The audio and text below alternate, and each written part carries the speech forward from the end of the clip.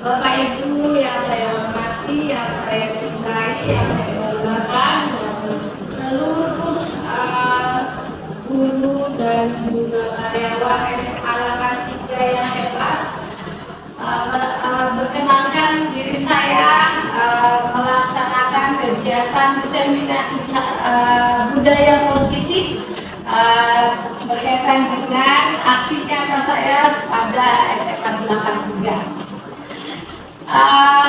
Salam dan salawat kita haturkan hanya Allah Subhanahu wa Ta'ala yang telah melimpahkan nikmat rahmat, cinta kasih dan sayang kepada kita semua, sehingga kita di hari ini senantiasa diberikan kesehatan, kewarasan, umur yang panjang dan kesempatan untuk bisa berkumpul bersama-sama di dalam kegiatan diseminasi aksi nyata saya. Tentunya dalam hal ini saya akan mendiseminasikan budaya positif saya, Bapak Ibu ya. Bapak Ibu, saya akan lihat ya Bapak Ibu ya di kamera Bapak Ibu.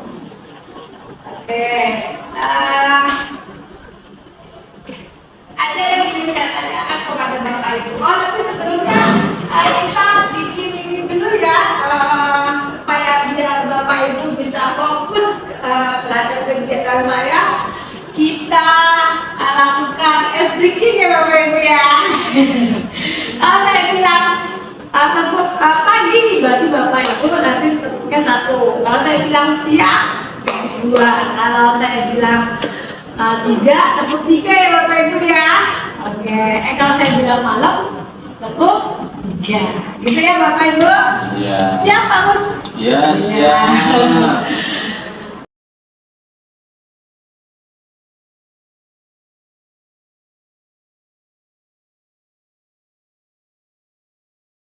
Oke, Bapak Ibu kita coba ya Bapak Ibu ya. Saya sebutkan, yuk. Tepuk pagi. Tepuk siang. Tepuk malam. Oke, berarti sudah ngerti ya. Kita ulang ya, tadi kan baru percobaan. Sekarang kita ulang lagi. Kalau yang salah mau nyanyi enggak? Nyanyi ya. Oke, kita mulai ya. Tepuk malam. Iya. Belum konsentrasi. Oke, konsentrasi dimulai gitu ya. Nanti jawabnya ya. Saya bilang konsentrasi, jawab konsentrasi dimulai. Oke, jawab ya. Konsentrasi Dimulai. Oke, tepuk malam. Iya. Tepuk pagi. Tepuk siang. Iya, hebat Bapak Ibu, terima kasih sudah berpartisipasi dalam ice breaking saya hari ini. Nah, oke. Ya, saya akan berikan Bapak Ibu pantun pembuka saya ya. Orang yang salah jangan dihukum. Biar adil buat semua kaum. Aku ucapkan assalamualaikum, sambutlah pagi dengan tersenyum Bapak Ibu. Ya Bapak Ibu, saya akan sampaikan topik dari penyampaian diseminasi saya antara lain. Topik pertama adalah disiplin positif dan nilai-nilai kebajikan universal. Bapak Ibu ya. Kemudian yang kedua, teori motivasi, hukuman dan penghargaan dan serta restitusi. Kemudian yang ketiga, keyakinan jelas. Yang keempat, kebutuhan dasar manusia dan dunia berkualitas. Yang kelima, restitusi dan 5 posisi kontrol. Dan yang keenam, yaitu restitusi, segitiga restitusi. Dan selanjutnya nanti akan saya jelaskan satu-satu Bapak Ibu ya. Tentunya Bapak Ibu sebelum masuk ke dalam ini kita akan masuk ke dalam pertanyaan pemantik ya Bapak Ibu ya. Ini adalah pertanyaan pemantik. Bapak Ibu silakan jawab apakah Bapak Ibu setuju dengan pernyataan ini ya. Hukuman dapat mendisiplinkan anak. Yang kedua, pemberian hukuman dengan hal positif seperti membaca atau membersihkan halaman sekolah dapat meningkatkan disiplin anak. Kemudian yang ketiga, memberi penghargaan dapat meningkatkan motivasi belajar anak.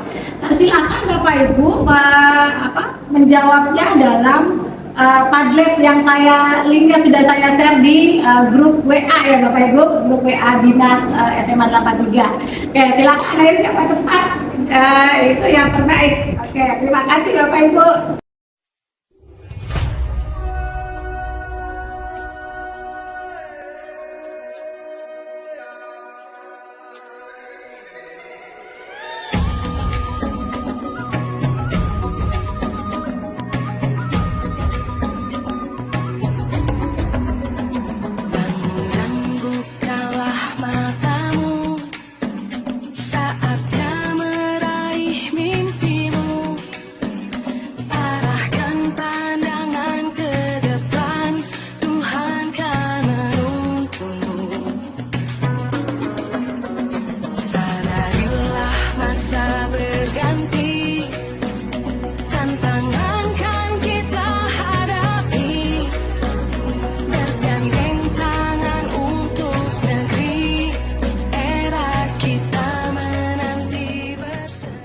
Ya Bu Anik, jawabannya ya setuju, tidak setuju. Oke, Pak Nandi tidak setuju. Oke, ya lanjutnya silakan yang lainnya.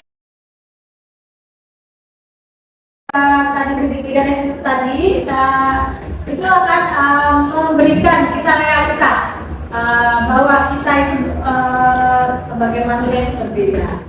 Jadi kita berusaha memahami pandangan orang lain tentang dunia ya Bapak Ibu ya.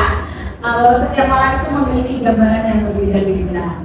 Oleh sebab karena itu apa? Karena kita itu memiliki 5 kebutuhan dasar manusia yang berbeda-beda ya Bapak Ibu. Di sana Bapak bisa lihat. Itu yang pertama adalah kebutuhan dasar manusia untuk bertahan hidup. Kemudian yang kedua penguasaan.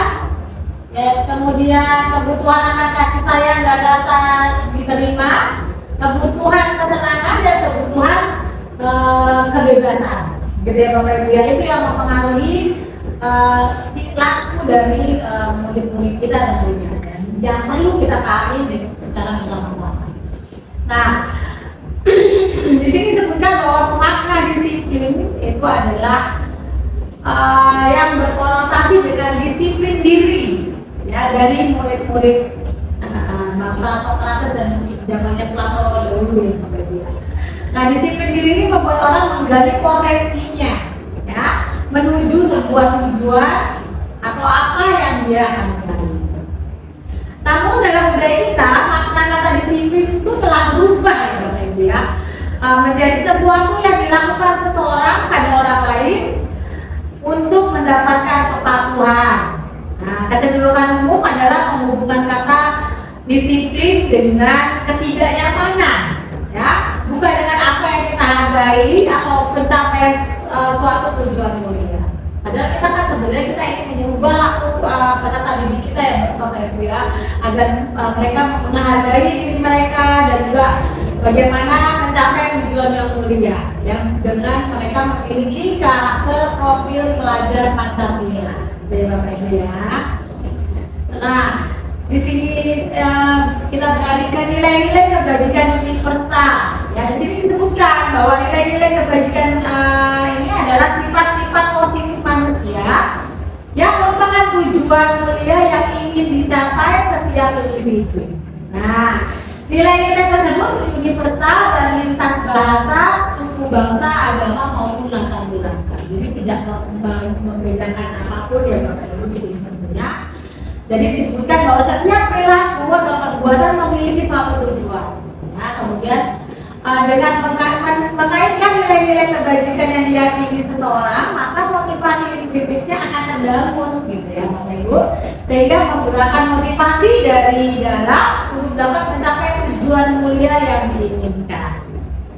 Dan juga di sini disebutkan nilai-nilai kebajikan yang ingin dicapai oleh setiap anak Indonesia kita kenal dengan profil pelajar Pancasila. Jadi nilai kebajikan yang disebutkan di sini itu adalah kaitannya dengan profil pelajar Pancasila. Ya.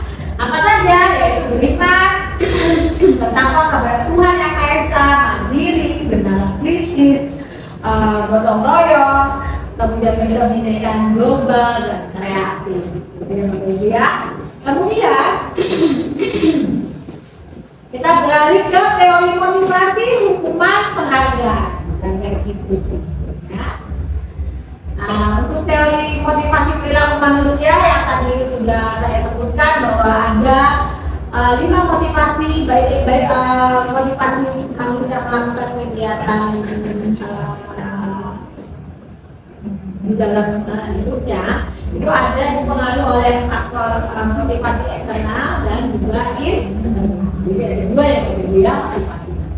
Nah, tentunya motivasi eksternal ini biasanya untuk menghindari ketidaknyamanan atau hukuman, ya biasanya itu yang motivasi kalau kita siswa itu memiliki motivasi eksternal, ya. Jadi mereka menghindari daripada nanti dihukum, daripada nanti nggak nyaman, gitu ya. Kalau saya tidak melakukan apa yang dimintakan oleh guru kita, gitu kan. Nah, kalau motivasi eksternal yang bisa juga kaitannya dengan karena ingin mendapatkan imbalan, ya, atau ingin mendapatkan penghargaan, itu juga merupakan motivasi eksternal, ya.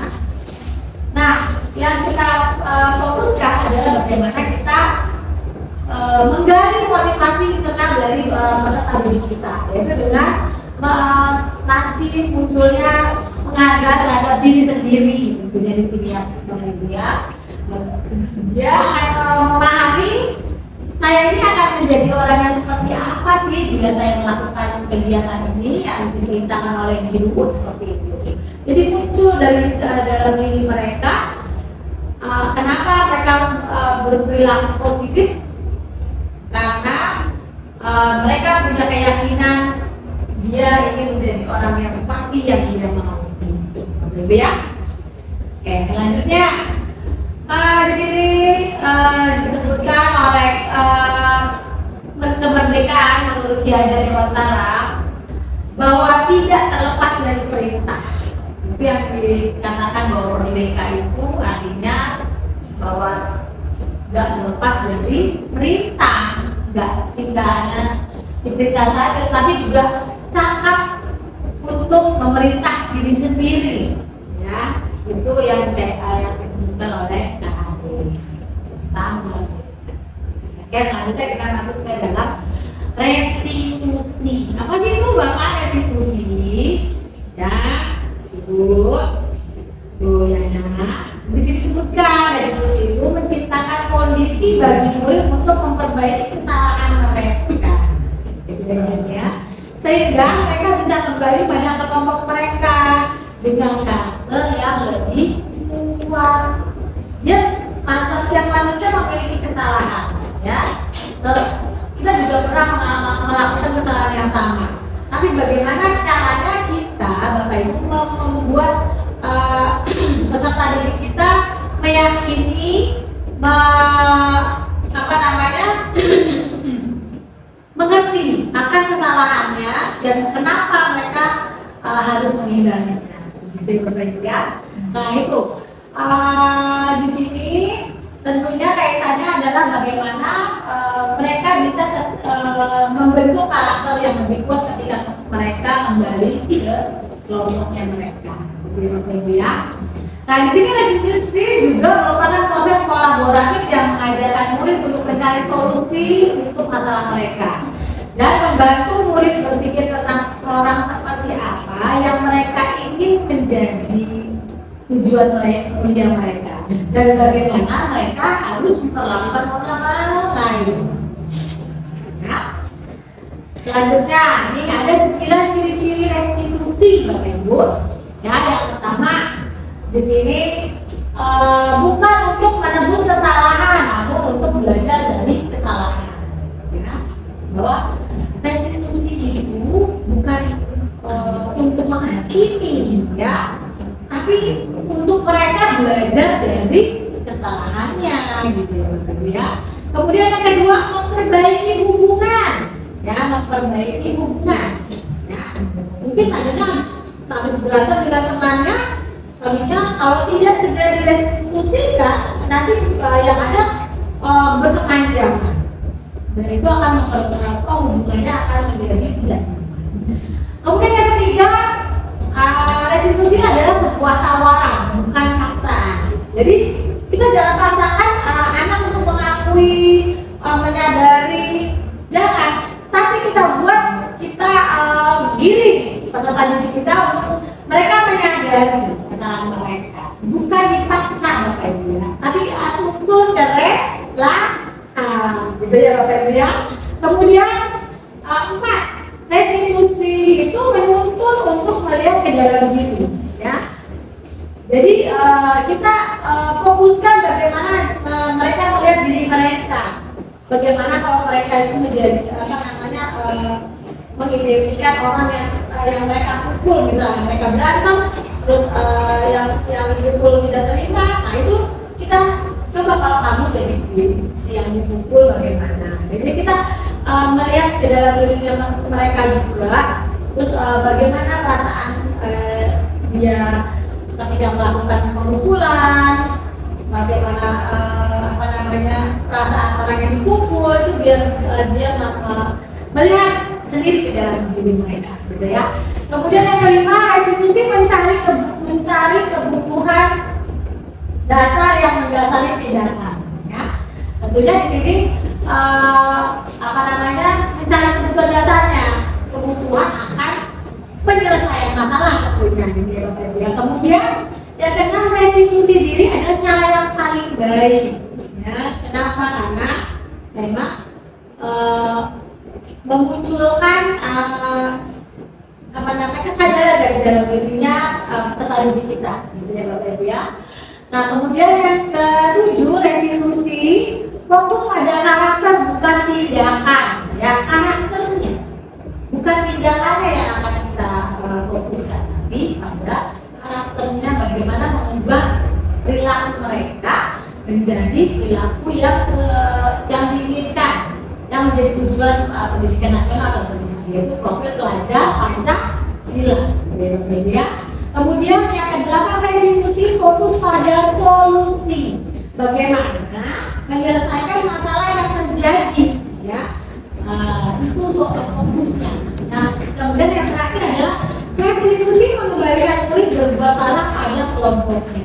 Nah, itu juga merupakan cara bagaimana setelah terjadi perkelahian di antara peserta didik itu, mereka bisa saling menerima, bisa kembali lagi ke dalam kelompoknya, bisa bersinggah kembali. Nah, itu merupakan karakteristik dari restitusi, gitu ya. Nah, selanjutnya kita masuk ke dalam keyakinan kelas, ya. Oke, keyakinan kelas ini di sini disebutkan mengapa tidak peraturan saja, mengapa harus keyakinan kelas. Bapak Ibu pasti berpikiran gitu kan, kenapa harus kan kalau peraturan kan sudah ditetapkan oleh sekolah, kenapa nggak itu aja yang harus ditaati gitu, kenapa harus keyakinan kelas gitu ya. Nah ini ya, mengapa kita memiliki peraturan harus menggunakan helm bila mengendari kita nomor 2, contoh pertama ya. Kenapa kira-kira Bapak Ibu, mengapa kita memiliki peraturan harus menggunakan helm bila mengendari kendaraan roda 2? Yang kedua, mengapa kita memiliki peraturan DM menggunakan masker, mencuci tangan dan menjaga jarak 1,5 meter? Kemudian mengapa kita memiliki peraturan harus datang tepat waktu pada saat mengikuti pelatihan? Nah, itu kan pertanyaan-pertanyaannya sebenarnya ini kaitannya adalah mana yang keyakinan kelas, mana yang peraturan kelas akan muncul di sini. Ya, untuk mendukung motivasi prinsip kembali ke nilai-nilai keyakinan yang menggerakkan seseorang dibandingkan mengikuti serangkaian peraturan-peraturan, ya. Dengan kita menetapkan keyakinan.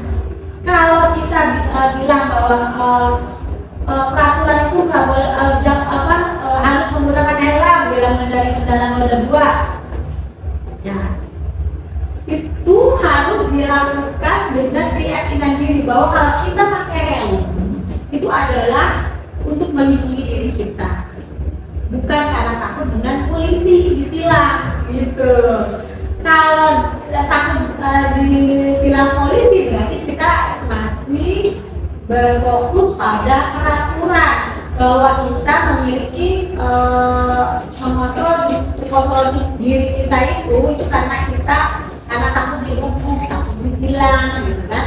Coba kalau berpikirnya berdasarkan motif intrinsik bahwa dengan memakai helm berarti kita melindungi diri kita ingin panjang umur, kita ingin bertemu dengan anak cucu kita ke depannya. Seperti itu Bapak Ibu, itu yang harus difokuskan untuk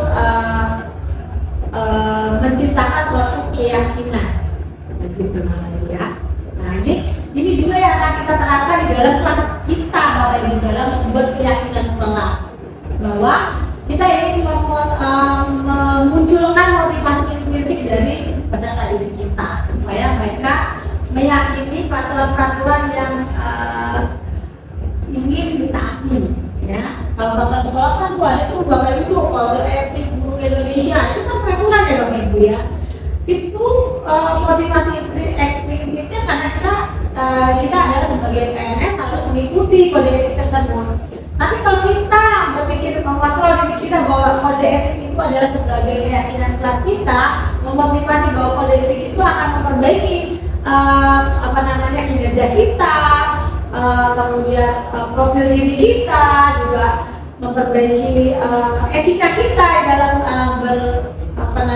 bekerja. Nah itu motivasi intrinsik itulah yang bisa membangun atau menguatkan Bapak Ibu untuk melaksanakan peraturan dari kode etik yang ada di komunitas kita, gitu ya Bapak Ibu ya. Begitu juga dengan yang lainnya. Selanjutnya, nah di sini untuk menciptakan budaya positif tentu kita harus bisa kelihatan Bapak Ibu? Bisa kelihatan? Coba dilihatin ya. Nah ini bisa. Sorry. Mana tadi? Nah, coba diarahkan ke slide-nya. Diarahkan ke slide-nya. Ini bisa kelihatan Bapak Ibu? Bisa. Ya, budaya positif itu ada untuk menciptakan budaya positif ya.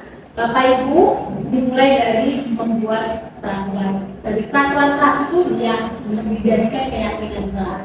Nah, keyakinan kelas ini akan jika dilakukan secara intensif, dilakukan secara terus-menerus dan konsisten dan komitmen dengan keyakinan kelas yang telah ditetapkan, maka akan menjadi lingkungan yang positif. Nah, lingkungan positif ini terus dilaksanakan, disegmentasikan dengan kelas-kelas yang lain akan menjadi budaya positif dari suatu sekolah tersebut, gitu ya. Tentunya kita semua ingin kan memiliki budaya positif sekolah yang bisa mencerminkan karakter profil pelajar Pancasila. Siap kan ya Bapak Ibu ya? Ya, siap tentunya. Oke, selanjutnya.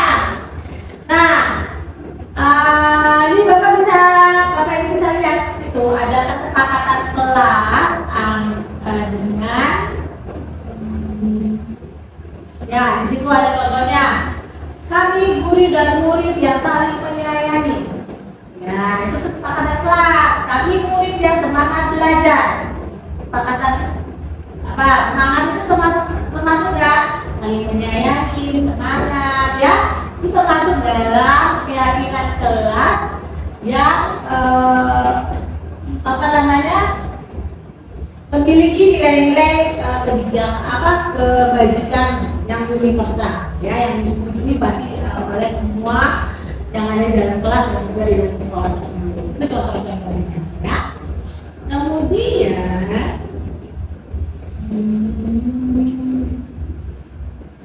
ini ada kegiatan pendalaman keyakinan kelas ya, di mana ini ada tabel Y atau tabel T juga bisa ya. Nah di sini Bapak ini bisa lihat ya, mana yang hormat, bekerja, diterima dan dimiliki gitu ya. Kalau tampak seperti itu dianggap hormat, tidak tampak seperti dianggap tidak hormat gitu ya. Nah, bekerja tampak seperti bekerja atau tidak tampak seperti bekerja, diterima dan dimiliki tampak seperti diterima dan dimiliki, atau tidak tampak seperti diterima dan dimiliki. Seperti itu ya Bapak Ibu ya.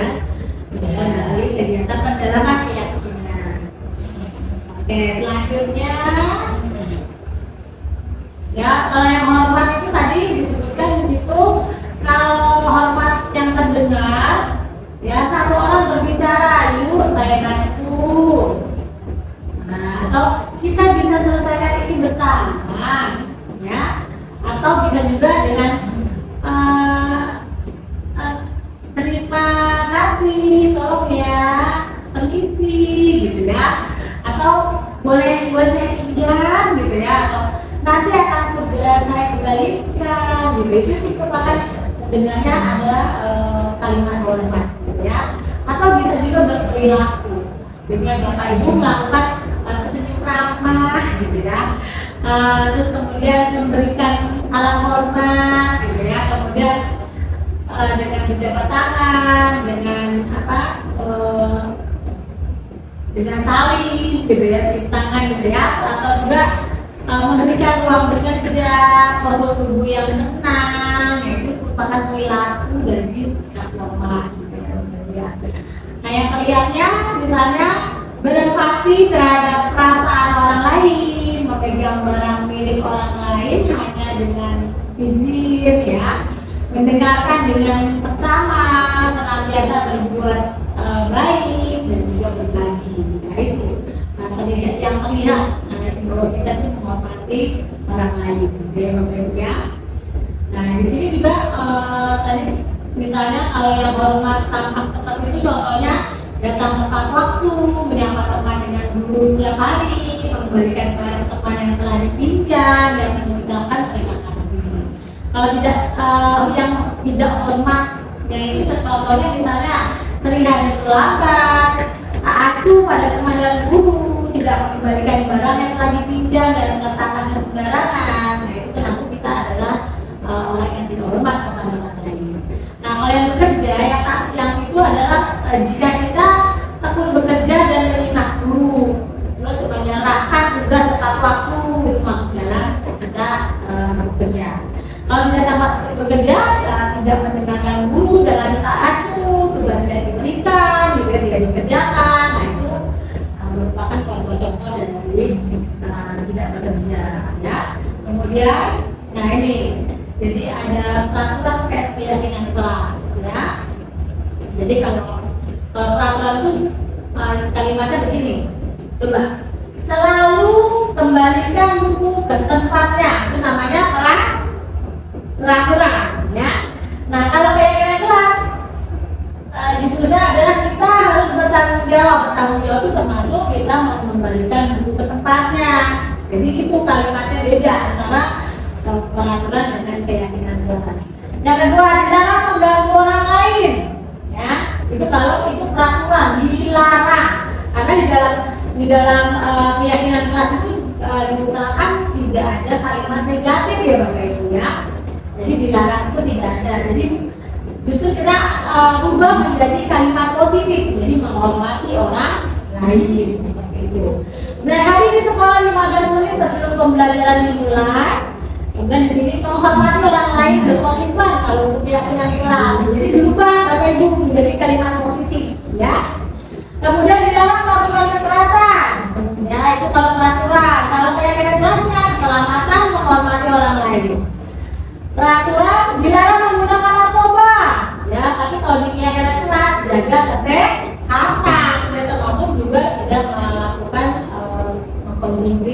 jelas gitu kan.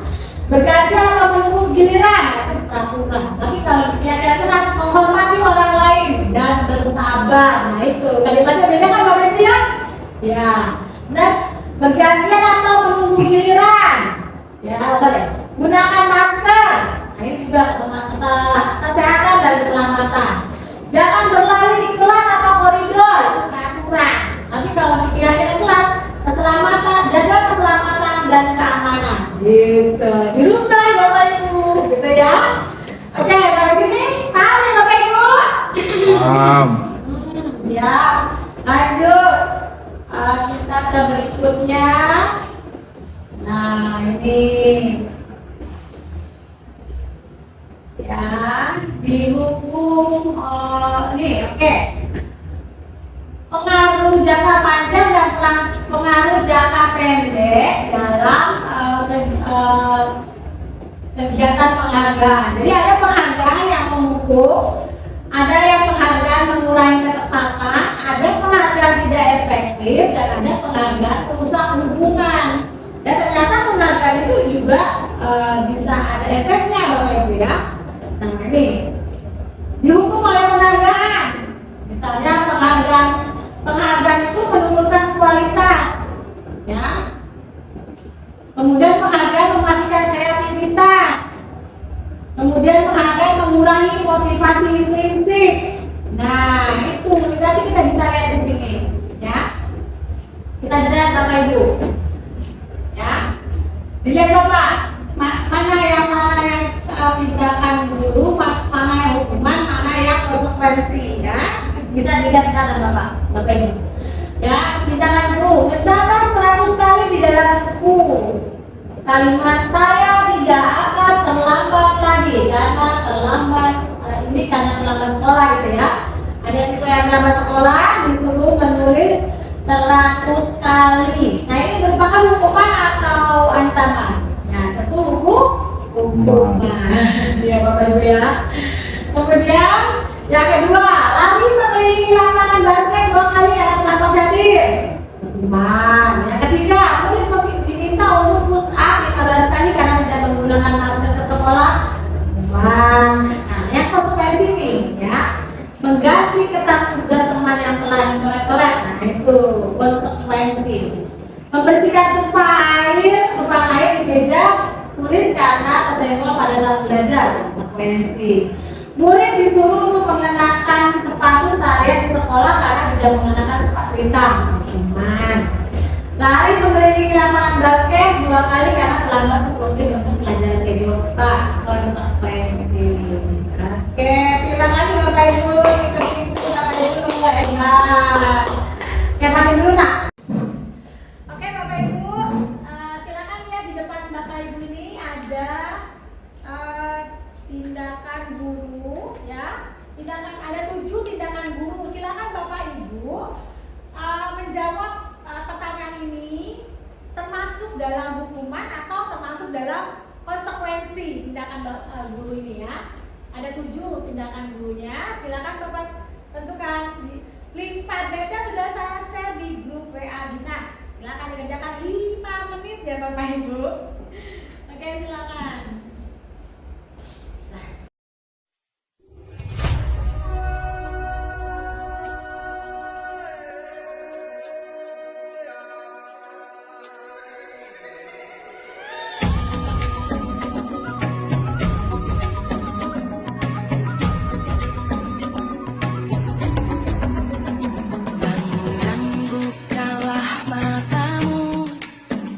Saatnya meraih mimpi.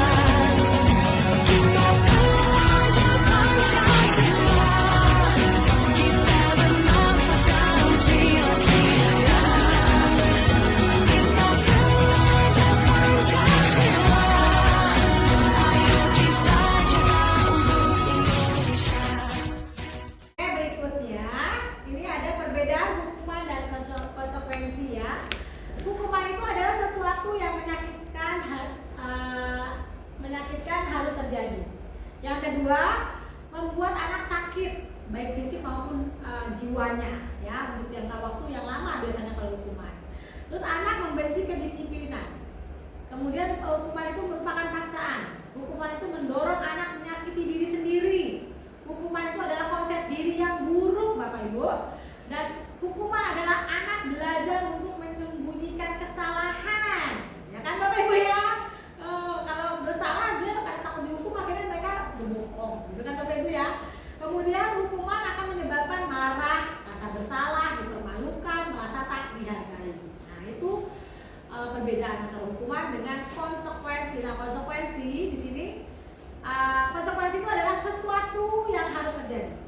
Konsekuensi itu membuat anak merasa tidak nyaman dalam jangka waktu pendek. Kalau tadi kan jangka waktu itu 8 jam. Kalau konsekuensi itu jangka waktunya pendek.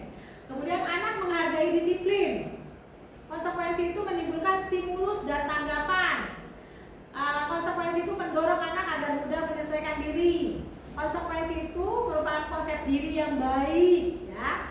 Konsekuensi itu adalah anak belajar untuk mematuhi peraturan, Bapak Ibu, ya. Kemudian yang terakhir, konsekuensi adalah kehilangan hak. Dibuat tidak nyaman, dia sikat untuk sementara saja. Tidak seperti waktu dihukum, panjang, ya, merasa tidak dihargai. Itu lebih parah kalau kita melakukan hukuman, Bapak Ibu. Oleh sebab itu, kita meminimalisir perasaan yang dirasakan oleh peserta didik kita dengan melakukan memunculkan konsekuensi, bukan hukuman, Bapak Ibu. Gitu ya, Bapak Ibu ya. Oke, selanjutnya di sini ada identitas gagal dan identitas sukses. Nah, dari Bapak Ibu melakukan kegiatan hukuman, dengan melakukan hukuman biasanya akan memunculkan identitas gagal, ya. Karena kenapa? Karena dengan identitas gagal itu dicirikan dengan sesuatu yang menyakitkan harus terjadi, tidak nyaman, merasa tidak adil, tersakiti, kemudian pasif, agresif, kemudian jika sistemnya tidak berjalan, murid tidak takut lagi, gitu kan ya Bapak Ibu ya. Terus juga hanya berlaku pada sebuah institusi saja, ya. Kemudian peraturan itu adalah bahwa kamu adalah harus gitu. Kemudian murid anak membenci peraturan, ya.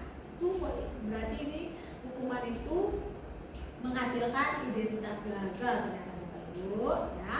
Nah, sekarang kita kan menujunya pengennya identitasnya sukses ya Bapak Ibu ya. Nah, ini yang bisa Bapak Ibu lakukan dengan disiplin terhadap konsekuensi dan restitusi Bapak Ibu. Nah, itu kesadaran konsekuensi dan restitusi. Ini yang bisa kita lakukan Bapak Ibu. Ya. Nah, di mana dengan konsekuensi dan restitusi ini Bapak Ibu menjadikan pilihan, ya. Di dalam konsekuensi masih bisa netral sih Bapak Ibu, bisa bisa sukses, bisa gagal. Tapi kalau udah Bapak Ibu menggunakan restitusi itu udah pasti identitas suksesnya itu positif sekali, gitu Bapak Ibu ya. Oke, selanjutnya itu semua yang dilakukan oleh murid dari Bapak Ibu itu adalah berkaitan dengan kebutuhan dasar manusia dan dunia yang berkualitas, ya. Dimana ada 5 kebutuhan dasar manusia yang mempengaruhi tingkah laku dan pola kegiatan dari manusia, ya. Yang pertama adalah bertahan hidup, kemudian kasih sayang dan merasa diterima, penguasaan, kebebasan dan kesenangan. Seperti tadi sudah saya sebutkan di awal ya Bapak Ibu. Oke. Selanjutnya stop. Hukum makin jadi. Bukan makin jerah malah makin makin dendam. Siswa itu jika diberi hukuman bukan disiplin makin merasa agak dendam. Karena merasa terus. Siswa katanya berkata seperti itu. Jadi bukan lu yang ngomong, lu bukan masih kayak guru. Oke, terima kasih Bapak Ibu. Jawaban-jawaban Bapak Ibu tentang video segitiga restitusi sudah saya terima di link Jamboard saya. Sangat menarik dan bagus sekali jawaban-jawaban Bapak Ibu yang akan menginspirasi saya untuk berbuat lebih baik lagi untuk memberikan karya nyata yang baik dan juga berbagi praktik baik saya kepada teman-teman yang lain dalam video yang lain tentunya. Terima kasih atas kegiatan kita hari ini sudah berjalan dengan lancar, berkah dan barokah, dan tentunya dari hasil video dan juga pembelajaran kita hari ini kita bisa ambil kesimpulan bahwa penanganan semua kasus yang ada di dalam kelas kita tentunya itu dapat kita selesaikan dengan menggunakan segitiga restitusi dengan tahapan-tahapan yang benar, yang tepat, sehingga kita bisa menciptakan profil-profil pelajar Pancasila pada karakter dari peserta didik kita. Karena itulah adalah menjadi tujuan dari pendidikan nasional kita, bagaimana kita mencapai masyarakat yang maju di era globalisasi nanti, di era digital nanti, di mana nanti Indonesia akan mengalami bonus demografi, di mana usia produktif akan berada pada posisi 60%. Berarti itu siswa-siswa kita harus siap untuk menghadapi era untuk bersaing di dalam kegiatan kehidupan mereka, dengan mereka memiliki fondasi yang kuat di masa sekarang yang akan kita perkuat dengan profil pelajar Pancasila. Demikian Bapak Ibu, kegiatan saya akhiri dengan wabillahi taufiq wal hidayah. Wassalamualaikum warahmatullahi wabarakatuh. Demikianlah Bapak Ibu penjabaran dan juga diseminasi saya dari awal sampai akhir. Saya akhiri dengan mengucapkan terima kasih banyak. Semoga ini semua bisa bermanfaat buat Bapak Ibu semuanya. Sebentar, pantun lupa.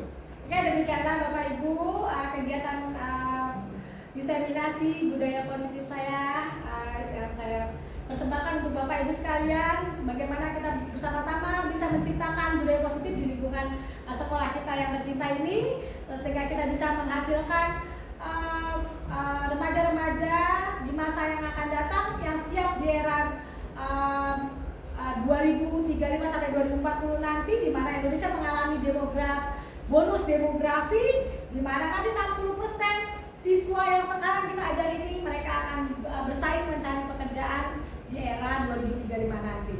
Dan kita menyiapkan dari sekarang dengan menciptakan dan mewujudkan mereka memiliki karakter profil pelajar Pancasila. Demikianlah Bapak Ibu, saya akhiri.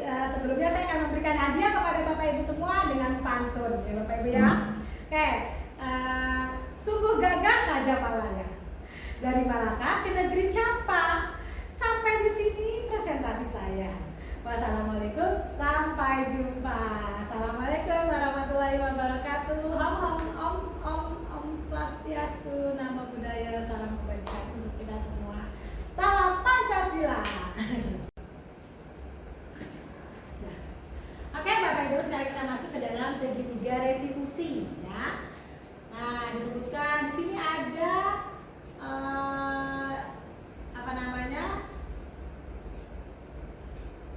tahapan yang Bapak bisa Ibu lakukan dalam melakukan segitiga restitusi.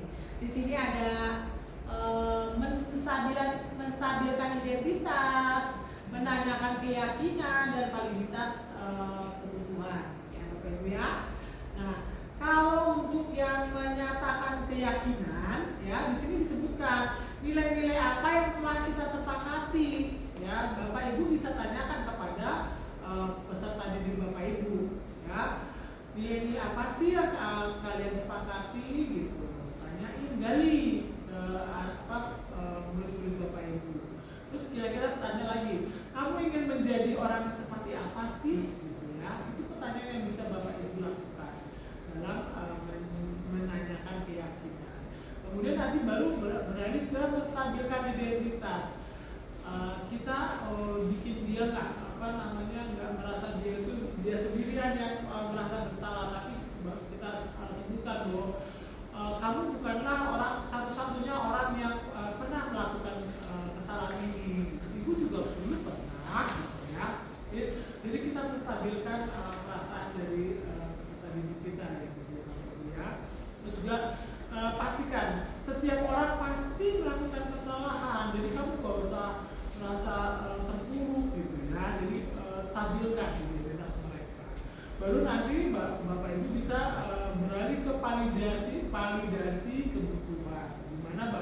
bisa menggali. Kira-kira pertanyaan begini, adakah cara yang lebih efektif untuk mendapatkan apa yang kamu butuhkan gitu?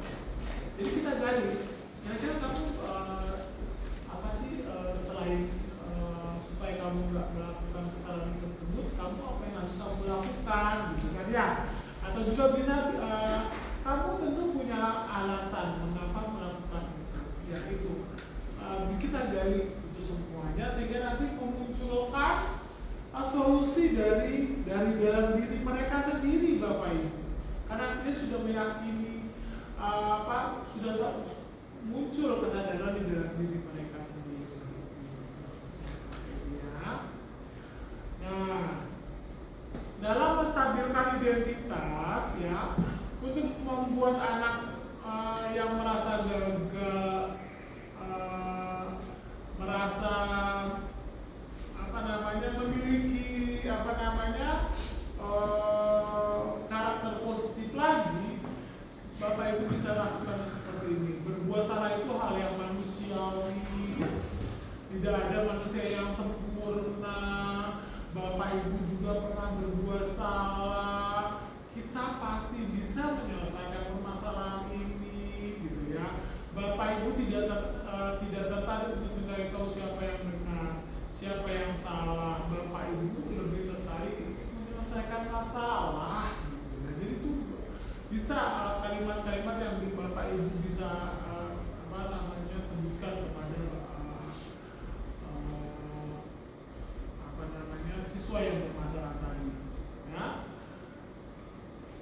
Itu untuk menstabilkan identitas. Kemudian kalau untuk validasi kebutuhan, ya di sini Bapak Ibu membantu siswa mengenali basic atau kebutuhan yang paling dasar yang ingin dipenuhi ketika dia melakukan kesalahan tersebut, gitu ya.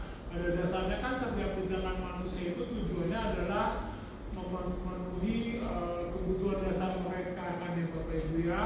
Apakah itu kekuasaan atau kebebasan, cinta, diterima gitu ya, terus juga kesenangan gitu ya, itu semua merupakan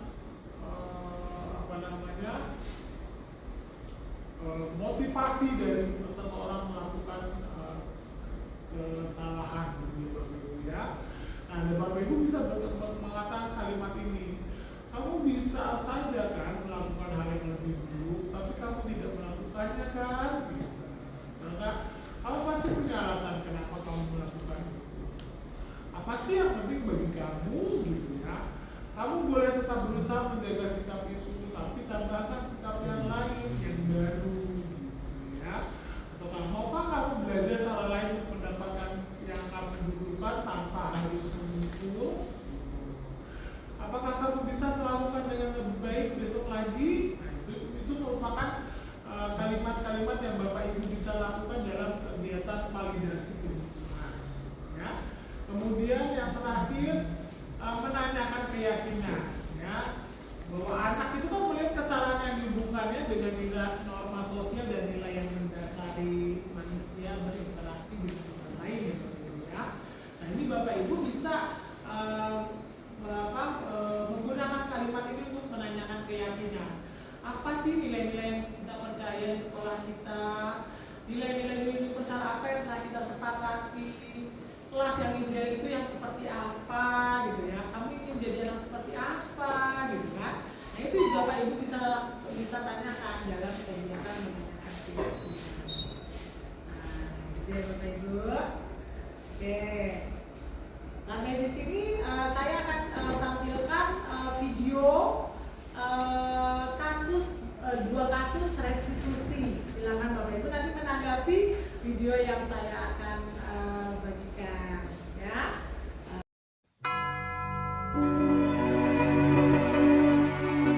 Aku peduli, tapi masa depan bangsaku itu bukan yang paling penting buat aku. Duit banyak, hidup senang, posisi jauh lebih penting dari keadilan, integritas, moral, Aku yakin dan pasti ada harapan negaraku masih menjunjung moral yang tinggi. Tapi itu nggak bakal bertahan. Nafsu lebih dinomorsatukan. Tren menunjukkan anak cucu kita akan menuai kebobrokan kita. Aku nggak percaya Indonesia akan tetap jaya. Memandang ke depan, aku melihat degradasi moral melanda anak muda. Kawin cerai, apa salahnya? Korupsi udah jadi budaya. Video mesum, itu mah biasa. Gak bisa dibilang lagi masih ada yang peduli dengan bangsa ini. Udah jelas banget, generasi ini hancur dan gak ada harapan. Sungguh sedih dan konyol kalau kita pikir kita bisa menjadikan dunia ini lebih baik. Tapi kita masih bisa membalikkan itu semua. Kita bisa menjadikan dunia ini lebih baik. Sungguh sedih dan konyol kalau kita pikir generasi ini udah hancur dan gak ada harapan. Udah jelas banget masih ada yang peduli akan bangsa ini. Gak bisa dibilang lagi video mesum itu mah biasa. Korupsi udah jadi budaya. Kawin cerai apa salahnya? Degradasi moral melanda anak muda. Memandang ke depan, aku melihat Indonesia akan tetap jaya. Aku gak percaya anak cucu kita akan menuai kebobrokan kita. Tren menunjukkan nafsu lebih dinomorsatukan. Tapi itu gak bakal bertahan. Negaraku masih menjunjung moral yang tinggi. Ada harapan. Aku yakin dan pasti moral, integritas, keadilan jauh lebih penting dari posisi, hidup senang, duit banyak. Itu bukan yang paling penting buat aku. Tapi masa depan bangsaku, aku peduli.